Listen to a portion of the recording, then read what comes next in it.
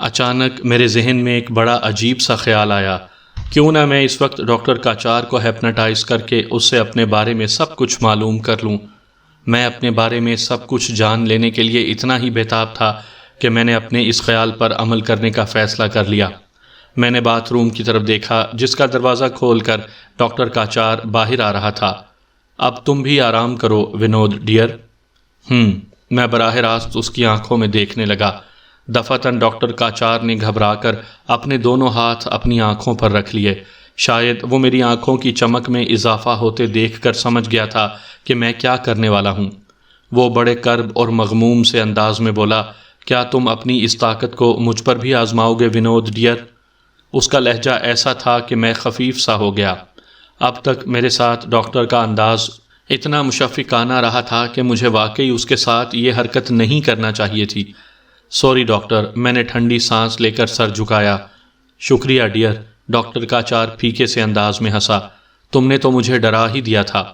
میں شاید پاگل ہوا جا رہا ہوں ڈاکٹر، میں نے بھرائی ہوئی آواز میں کہا۔ آپ میری اس حرکت سے اندازہ کر سکتے ہیں کہ میں اپنے بارے میں جاننے کے لیے کتنا بےتاب ہوں۔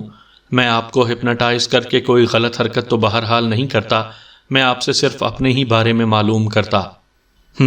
ڈاکٹر کاچار ایک طویل سانس لے کر بستر پر جیسے گر پڑا۔ مجھے اندازہ ہے کہ تم کتنے کرب سے دوچار ہو، لیکن اب تمہیں زیادہ انتظار تو نہیں کرنا۔ وہ وقت اب بہت قریب آ گیا ہے کہ تم اپنے بارے میں سب کچھ جان لو گے۔ اچھا سنو، ڈاکٹر کاچار اتنا کہہ کر اچانک کسی سوچ میں ڈوب گیا۔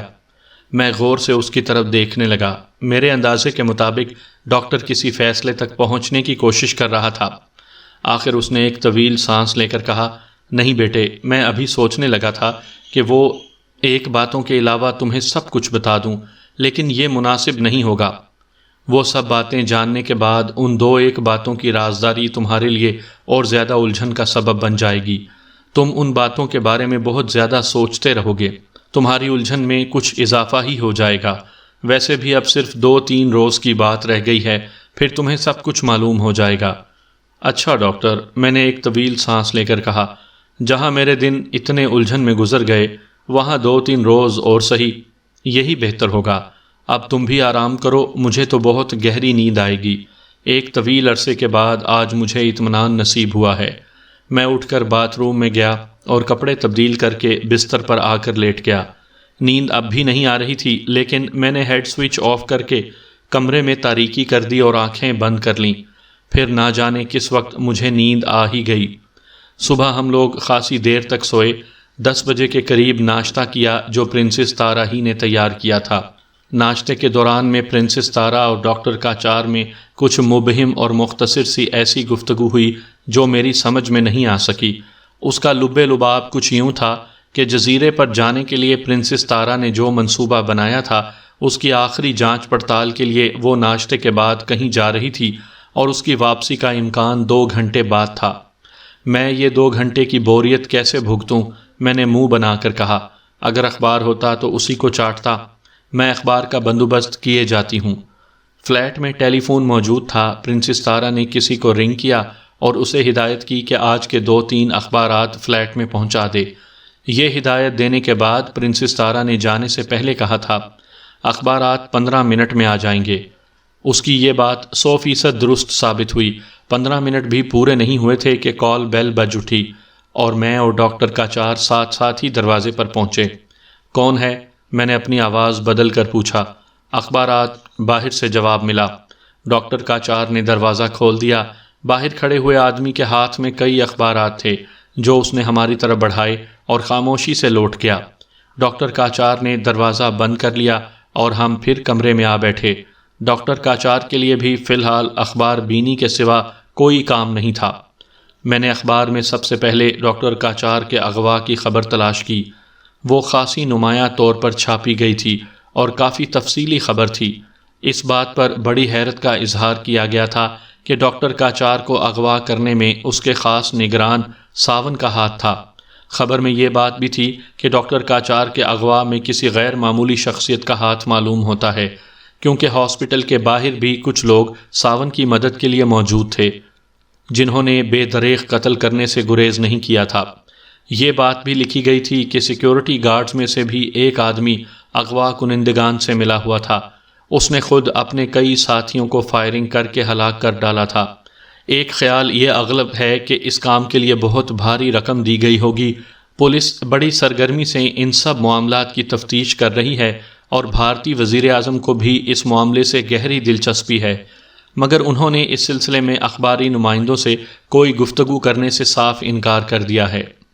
میرے ساتھ ہی ڈاکٹر کاچار بھی وہی خبر پڑھ رہا تھا، چنانچہ میں نے اس سلسلے میں بھارتی وزیر اعظم کی دلچسپی پر تعجب کا اظہار کیا تو اس نے کہا، بھارتی وزیر اعظم کی دلچسپی کا سبب رینوکا ہے۔ رینوکا نے بھارتی وزیر اعظم کو بتا دیا ہوگا کہ مجھے وہاں سے لے جانے والے تم ہو۔ اگر میں بھی ہوں تو بھی بھارتی وزیر اعظم کو اس سے کیا دلچسپی؟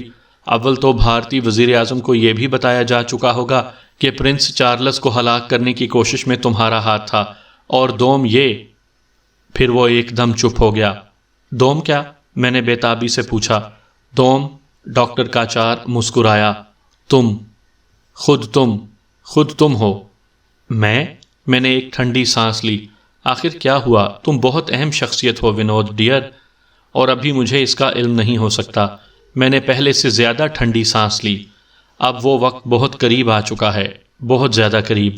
غالباً جزیرے پر پہنچ کر ہی معلوم ہوگا۔ میں نے ڈاکٹر کاچار کی آنکھوں میں دیکھتے ہوئے کہا، تم نے میری اور پرنسس تارا کی گفتگو سے جو اندازہ لگایا وہ بالکل درست ہے، اور ہم اس جزیرے پر جائیں گے کیسے؟ پرنسس تارا کو آ جانے دو، وہ تم کو سب کچھ سمجھا دے گی۔ اچھا۔ میں نے ایک طویل سانس لی اور پھر اخبار کی دوسری خبروں پر نظر دوڑانے لگا۔ جلد ہی ایک خبر نے میری توجہ اپنی طرف مبذول کر لی، کیونکہ اس کا تعلق رینوکا دیوی سے تھا۔ آج رینوکا دیوی اپنی شپنگ کارپوریشن کے پہلے جہاز سنگم کا افتتاح کریں گی۔ یہ جہاز کل اپنے پہلے سفر پر روانہ ہو جائے گا۔ میں نے بڑی تیزی سے وہ خبر پڑھ ڈالی۔ اس خبر کے مطابق کچھ عرصہ پہلے رینوکا شپنگ کارپوریشن قائم کی گئی تھی، اور اب اس کا پہلا جہاز سنگم اپنے پہلے سفر پر روانہ ہونے والا تھا۔ اس کی منزل سیلون تھی۔ سیلون؟ میں سوچ میں پڑ گیا۔ یہ ملک صحیح، لیکن ہے تو ایک جزیرہ ہی۔ ڈاکٹر، میں اچانک سوال کر بیٹھا، کیا ہماری منزل سیلون ہے؟ نہیں، ڈاکٹر کاچار نے جواب دیا۔ یہ تم نے کیوں سمجھ لیا؟ اس خبر کو پڑھتے ہوئے خیال آیا تھا۔ کون سی خبر؟ میں نے اپنا اخبار اس کے ہاتھ میں دے دیا۔ نیچے کے 5ویں کالم کی خبر پڑھیے۔ ڈاکٹر کاچار وہ خبر پڑھنے لگا۔ پڑھنے کے بعد اس نے اخبار مجھے لوٹا دیا اور بولا، نہیں، سیلون ہماری منزل نہیں ہے۔ تو کیا یہاں سے سیلون کی طرف جاتے ہوئے راستے میں پڑتی ہے؟ راستے میں تو نہیں، لیکن… ڈاکٹر کاچار اچانک خاموش ہوا اور پھر بولا، آخر تم اس خبر میں اتنی دلچسپی کیوں لینے لگے ہو؟ نہ جانے کیوں، میں نے بڑبڑانے والے انداز میں کہا۔ بس یہ خبر پڑھتے ہوئے جانے کیوں میرے دماغ میں یہ خیال ابھرا تھا کہ ہمیں اسی جہاز میں تو سفر نہیں کرنا کہیں۔ ڈاکٹر کاچار غور سے میری طرف دیکھنے لگا اور پھر سر ہلاتا ہوا بولا، مجھے خوشی ہے کہ میں تمہاری تمام حصوں کو تیز کرنے میں کامیاب ہو گیا ہوں۔ کیا مطلب؟ میں چونکا۔ ہاں، ڈاکٹر کاچار نے میری طرف دیکھتے ہوئے سر ہلا کر کہا، ہم اسی جہاز میں سفر کریں گے۔ تو پھر ہماری منزل سیلون ہے اور نہ اس کے راستے میں پڑتی ہے۔ تو پھر اس جہاز پر سفر کر کے ہم اپنی منزل پر کیسے پہنچ پائیں گے؟ اس جہاز کو اغوا کر کے۔ کیا؟ میں سچ مچ اچھل پڑا۔ ہاں، ڈاکٹر کاچار نے کہا، ہم اس جہاز کو اغوا کریں گے۔ یہ کیسے ممکن ہے ڈاکٹر؟ بحری جہاز کا اغوا؟ ہاں، ڈاکٹر کاچار مسکرایا، غالباً یہ ایک تاریخی اغوا ہوگا۔ مگر یہ کیسے ہو سکتا ہے ڈاکٹر؟ میں الجھتا رہا۔ بہتر ہوگا کہ اس سلسلے کی تفصیلات تمہیں پرنسس تارا ہی سے معلوم ہوں۔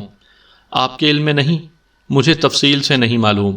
یہ پرنسس تارا کیا خوابوں کی دنیا میں رہتی ہے؟ میں نے منہ بنا کر کہا، بحری جہاز کے اغوا کی پلاننگ؟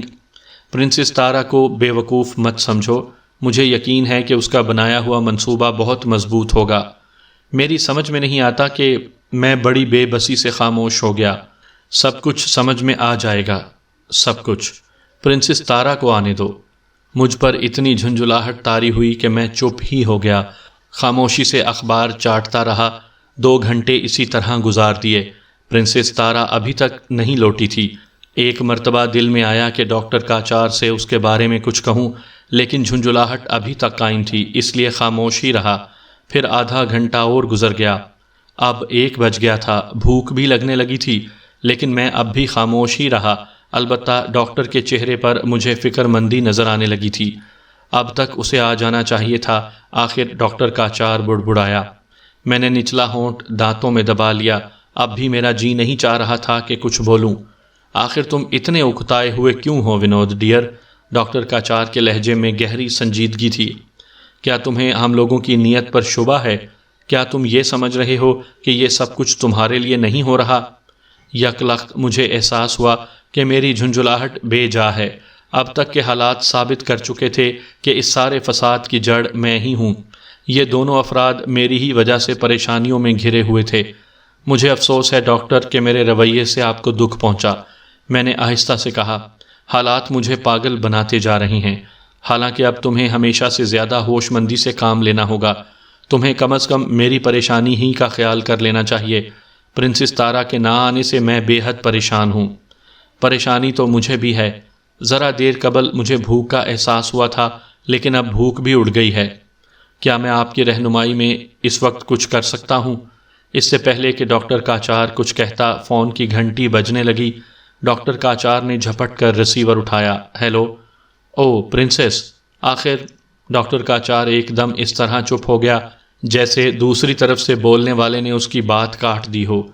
میں بھی جھپٹ کر ڈاکٹر کاچار کے قریب ہو گیا۔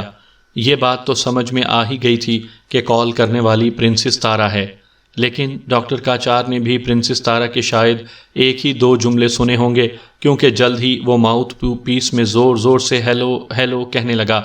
ایسا معلوم ہوا تھا جیسے دوسری طرف سے بولنے والا اچانک خاموش ہو گیا ہے یا لائن ڈسکنیکٹ ہو گئی ہے۔ 6-7 مرتبہ ہیلو کہنے کے بعد ڈاکٹر کاچار خاموش ہو گیا، لیکن ریسیور اب بھی اپنے کان سے لگائے ہوئے تھا اور اس کے چہرے سے بہت زیادہ پریشانی ظاہر ہو رہی تھی۔ کیا ہوا ڈاکٹر؟ میں نے گھبرا کر پوچھا۔ لائن اچانک کٹ گئی۔ پرنسس نے کیا کہا تھا؟ یہ کہ وہ شدید خطرے میں گھر گئی ہے اور اب ہم تک نہیں پہنچ سکے گی، لہٰذا کیا؟ میں پھر بے تابی سے بولا۔ بس اس کے بعد ہی لائن کٹ گئی تھی۔ اوہ، تو آپ ریسیور رکھیے نا، دوبارہ بھی تو رنگ آ سکتی ہے۔ اوہ ہاں، ڈاکٹر کاچار نے چونک کر کہا اور ریسیور رکھ دیا۔ اب ہم دونوں کی نظریں ٹیلی فون پر جمی ہوئی تھیں۔ 1 منٹ گزرا، پھر 2 منٹ، 3 منٹ، 4 منٹ۔ 5ویں منٹ پر ڈاکٹر کاچار نے بھرائی ہوئی آواز میں کہا، یہ صورتحال ہمارے لیے بے حد خطرناک ہے۔ میں کچھ بولنے ہی والا تھا کہ فون کی گھنٹی 1 مرتبہ پھر بج اٹھی۔ اس مرتبہ میں نے ریسیور اٹھانے میں سبقت حاصل کی اور ماؤتھ پیس میں بولا، ہیلو مسٹر ونود کمار۔ ایک مردانہ آواز سنائی دی، پرنسس تارا آپ تک نہیں پہنچ سکتی، لیکن میں پہنچ رہا ہوں، میرا انتظار کیجیے، فلیٹ سے باہر ہرگز نہ نکلیے گا۔ پھر اس سے پہلے کہ میں کچھ کہتا، دوسری طرف سے سلسلہ منقطع کر دیا گیا۔ میں نے نچلا ہونٹ دانتوں میں دباتے ہوئے ریسیور رکھ دیا۔ کیا ہوا؟ ڈاکٹر کاچار نے بے تابی سے پوچھا۔ یہ کال پرنسس کی نہیں تھی، کوئی مرد بول رہا تھا۔ کیا کہا اس نے؟ میں نے وہ بتا دیا جو اس مرد نامعلوم نے کہا تھا۔ اس کے بعد ہم دونوں شاید 1 منٹ تک خاموش رہے۔ آخر میں بڑبڑایا، کیا ضروری ہے کہ وہ شخص پرنسس ہی کا آدمی ہو؟ کیا مطلب؟ ڈاکٹر کاچار چونکا۔ یہ کوئی جال بھی تو ہو سکتا ہے، میں بولا۔ دشمن نہیں چاہتا ہوگا کہ ہم اس کے یہاں پہنچنے سے پہلے فرار ہو جائیں۔ میری اس خیال آرائی نے ڈاکٹر کاچار کو مبہوت سا کر دیا تھا۔ ایسا ہونا بھی چاہیے تھا، صورتحال بڑی نازک ہو گئی تھی۔ اس نازک صورتحال میں میرے ذہن نے بہت تیزی سے کام شروع کر دیا، اور جتنا میں نے سوچا مجھے یقین ہوتا چلا گیا کہ میں ایک بار پھر رینوکا کے جال میں پھنسنے والا ہوں، اور میرے ساتھ ڈاکٹر کاچار بھی۔ پرنسس تارا کسی خطرے میں گھر چکی تھی جو ہمیں اس جال سے بچا سکتی تھی۔ اس نے جب ٹیلی فون کیا تھا تو لائن اچانک کٹ گئی تھی۔ عین ممکن تھا کہ لائن کاٹی گئی ہو، اور یہ بھی ناممکن نہیں تھا کہ رینوکا کو ہمارے نمبر کا علم ہو گیا ہو جہاں پرنسس تارا نے رنگ کیا تھا۔ چنانچہ اسی نمبر پر دشمن نے ہمیں فون کر کے ہدایت کی کہ ہم فلیٹ سے باہر نہ نکلیں۔ مقصد یہی ہوگا کہ ہم ان کے پہنچنے سے پہلے یہاں سے فرار نہ ہو جائیں۔ میرا خیال ہے کہ ہم اس صورتحال سے نپٹ سکتے ہیں۔ ڈاکٹر کاچار ذرا رک کر بولا۔ کیسے؟ میں اس کی طرف دیکھنے لگا۔ جو آدمی بھی یہاں آئے گا تم اسے ہپناٹائز کر سکتے ہو، اور اس طرح ہمیں یہ معلوم ہو سکتا ہے کہ وہ پرنسس تارا کا آدمی ہے یا دشمن کا، لیکن اگر وہ ایک سے زیادہ ہوئے، میں نے خدشہ ظاہر کیا، پولیس کی پوری گارڈ بھی تو آ سکتی ہے۔ ڈاکٹر کاچار نے پرتشویش انداز میں سر ہلایا۔ ایسی صورت میں ہم حالات کو نہیں سنبھال سکیں گے۔ کہیں ایسا تو نہیں کہ ہمارے یہ اندیشے بے بنیاد ہوں؟ میرا دل کہہ رہا ہے کہ ہم کسی خطرے میں پڑنے والے ہیں، تو پھر ہمیں جلد از جلد اس فلیٹ سے فرار ہو جانا چاہیے۔ لیکن ہم جائیں گے کہاں؟ یہ سوچنا بعد کی بات ہے۔ ابھی ہمارے پاس اتنا وقت نہیں ہے کہ اسے غور و فکر میں ضائع کریں۔ ڈاکٹر کاچار نے میرے خیال کی تائید کی اور پھر ہم بڑی عجلت میں اس فلیٹ سے نکل آئے۔ زینے طے کرتے ہوئے ڈاکٹر کاچار نے کہا، ہم کسی ریسٹورانٹ میں بیٹھ کر گفتگو کریں گے۔ اب ان حالات میں کیا کرنا چاہیے؟ میں نے جواب میں سر ہلانے پر اکتفا کیا۔ سڑک پر پہنچتے ہی ہمیں ٹیکسی مل گئی اور ہم اس میں بیٹھ گئے۔ ڈاکٹر کاچار نے ڈرائیور کو کسی ریسٹورانٹ کا نام بتایا جو اب مجھے یاد نہیں ہے۔ ٹیکسی میں ہم نے کوئی گفتگو نہیں کی۔ 15 منٹ میں ہم اپنی منزل پر پہنچ گئے۔ ڈاکٹر کاچار نے اس ریسٹورانٹ کا انتخاب شاید اسی لیے کیا تھا کہ یہاں کیبن بھی بنے ہوئے تھے۔ ڈاکٹر کاچار نے ڈائننگ ہال پر ایک کیبن ہی کو ترجیح دی۔ مقصد یہی رہا ہوگا کہ ہم لوگوں کی نظروں میں نہ آئیں اور تخلیہ میں گفتگو کر سکیں۔ ہم ایک بار پھر جیسے منجدار میں پہنچ گئے تھے۔ کیا بمبئی میں آپ کے لیے کوئی اور پناہ گاہ نہیں ہے؟ میں نے ڈاکٹر کاچار سے پوچھا۔ ہیں تو صحیح، لیکن اگر میں نے ادھر کا رخ کیا تو یقیناً پکڑا جاؤں گا۔ وہ لوگ میری طاق میں ہوں گے۔ ڈاکٹر، اچانک میں نے بڑے عجیب سے لہجے میں کہا۔ وہ میری طرف دیکھنے لگا، لیکن میں نے فوراً ہی کچھ نہیں کہا، بس غور سے اس کی طرف دیکھتا رہا، لیکن میں اسے ہیپناٹائز کرنے کی کوشش نہیں کر رہا تھا۔ کیا بات ہے ڈیئر؟ ڈاکٹر کاچار نے حسب معمول بڑی شفقت سے پوچھا۔ ایک بات کہنا چاہ رہا ہوں، میں نے ٹھنڈی سانس لے کر کہا۔ تو کہو، اس میں تکلف کی کیا بات ہے؟ ہم یہاں اسی لیے آئے ہیں کہ گفتگو کر کے ایک دوسرے کے مشورے سے مستقبل کا کوئی لایا عمل مرتب کر سکیں۔ میں نے پھر ایک طویل سانس لی اور کہا، مجھے ڈر ہے کہ آپ میری بات کو رد نہ کر دیں۔ ڈاکٹر کاچار کی پیشانی پر ہلکی سی سلوٹ پڑ گئی۔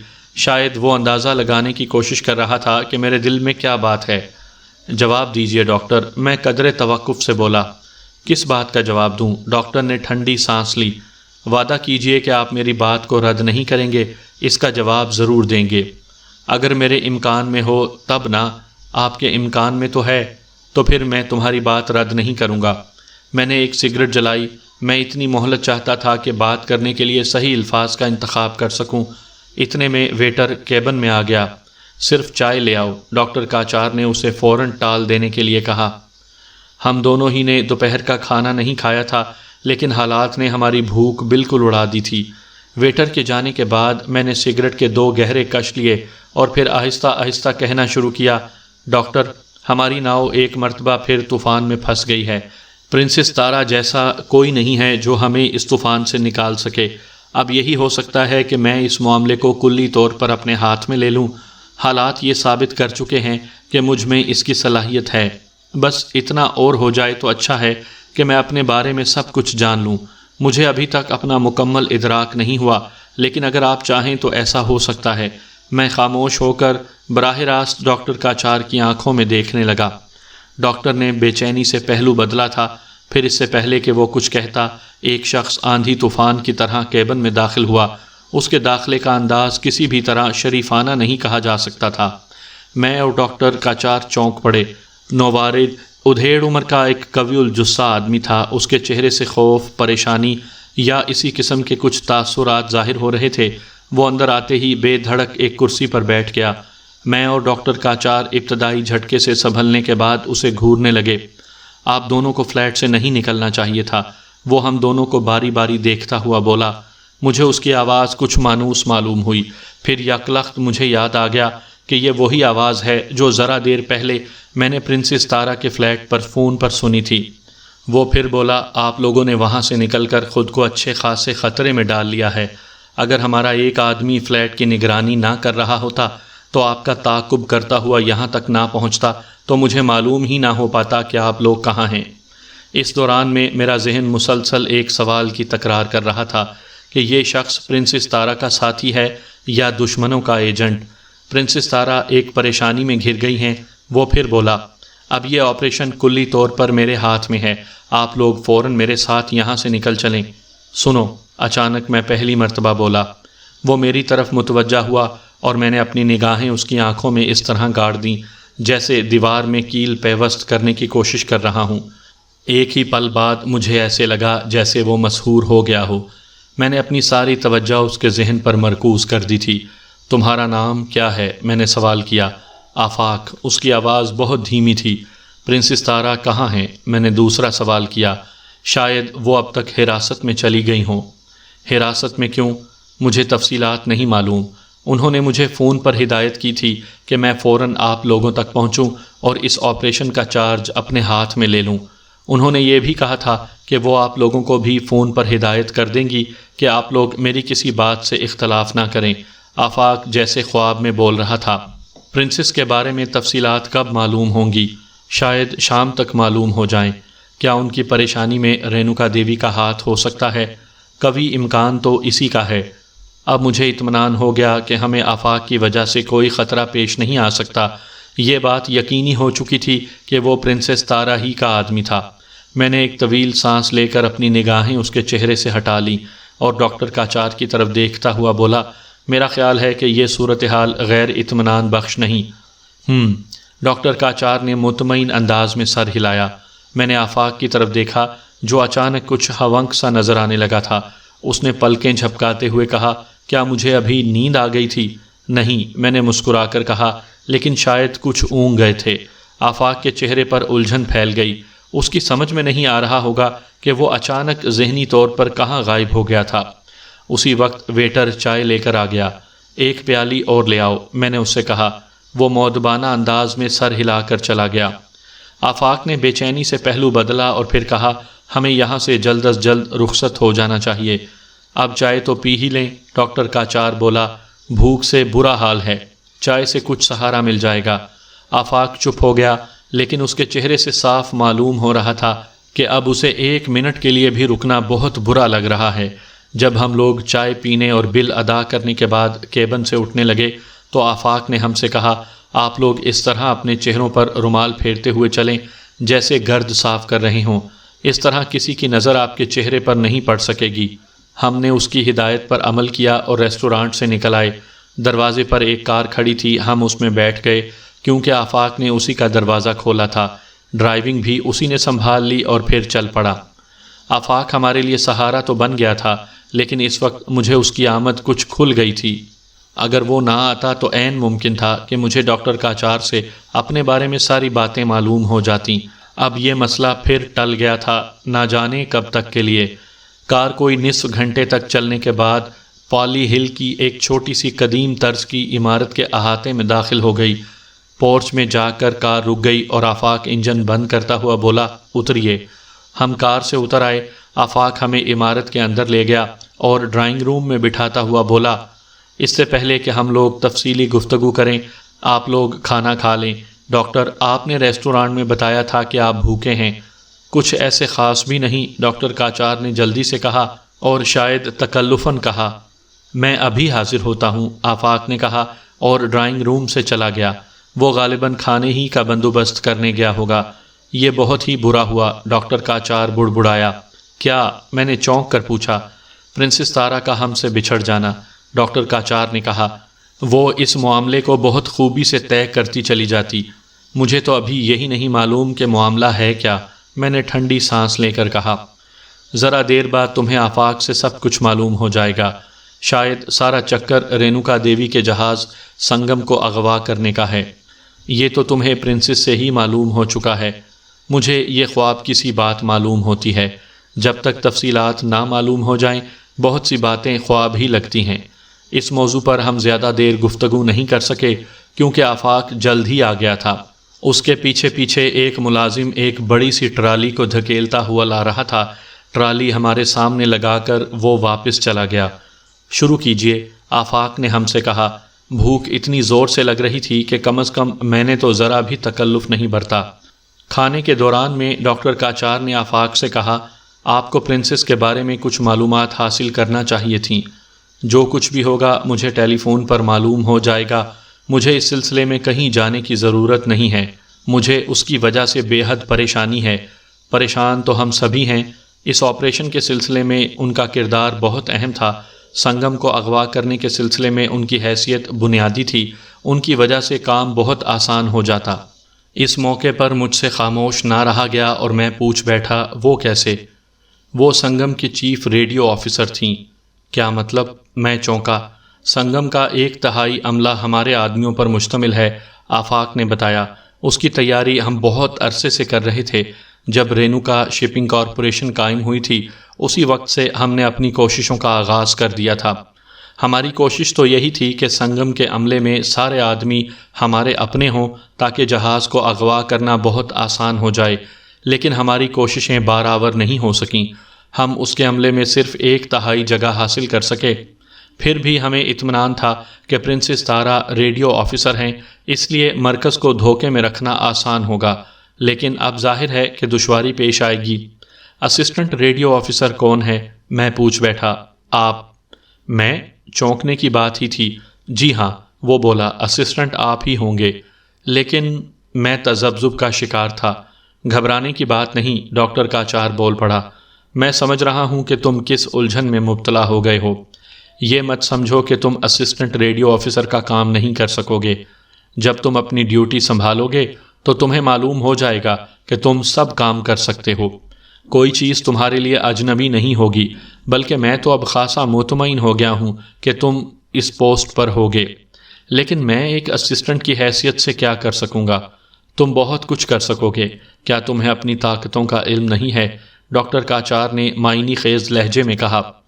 آفاق یہ بات سمجھا ہو یا نہ سمجھا ہو، لیکن میں سر ہلا کر رہ گیا۔